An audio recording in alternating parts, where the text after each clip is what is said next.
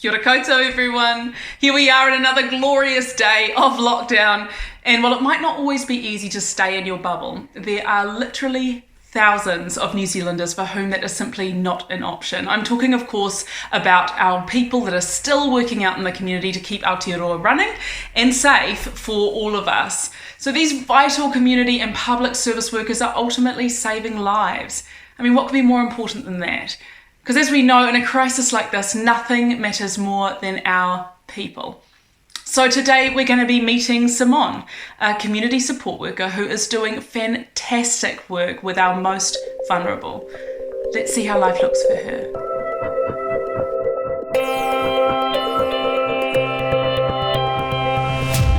So, Simone, what is it that you do? What is your job? I am a community home support worker. And I work specifically with the elderly in Auckland. And I deal with a lot of their age-related health issues, from dementia to stroke. So what sort of tasks does that mean you're doing on a day-to-day basis?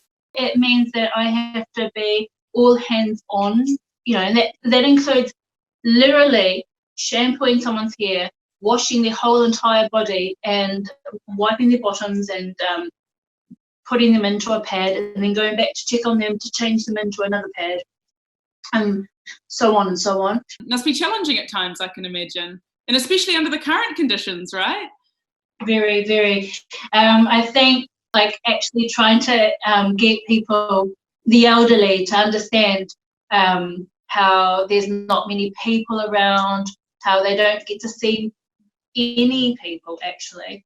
Yeah, so you're going in there having to be more than the person that gives you a shower or makes you a cup of tea or does all the basic necessities. You're having to the only source of contact that they have for the day. Yeah, it's interesting to me because you work with such vulnerable people, really, some of our most vulnerable people. And what gets you out of bed to go to work every day? I think initially when I decided to do this job, it was the flexibility to be able to be available for my daughter. And so I thought, well, being in the health sector, I could potentially give back to the community that I live in, to my whānau, those kind of things. You mentioned your daughter, and I'm interested in how it's been for you guys at home with this crisis happening and you still having to head out to work. How are you guys coping together? We're not together at the moment. How am I going to keep her safe if I pick up the bug? I made the decision. We made the decision, but I initiated the thought that she should go and live with my mum. So you've had to put a strategy in place pretty fast to keep your daughter safe. How has it been for you? Because I'm sure that you don't live apart normally. How's it been for you to not have her there?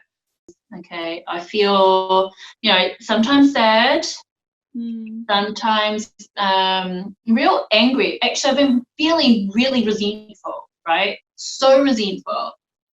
Resentful at people that can still hang out with their family. I get really resentful when I see them running around on the street when they should be in lockdown. I think it's coming because I don't have that, and it's a mixture of longing to hang out with my daughter and have that connection with her. What is your advice to everybody who is not currently going to work, who is in a bubble? What's your advice to those people? The best thing they can do is probably stay at home. If they think they need to go and put air in their tyres because there's nobody at the petrol station, think again, buddy, think again. It just means that we know that we can do our job safely. It means that I'll be having less interaction with people, which means I won't be taking bugs from point A to point B. I can't even express how important it is to stay at home. Yeah. I hear you.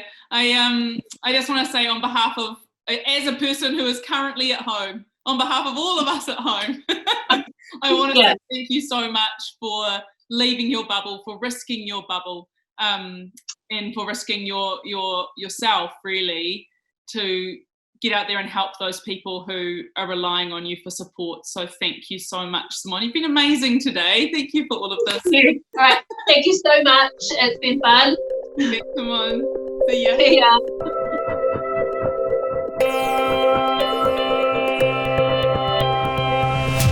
So that was Simone making huge personal sacrifices to keep us all safe and well. And we are making this series to send a big, warm thank you to people just like Simone, to make sure that they know that their work is both seen and appreciated.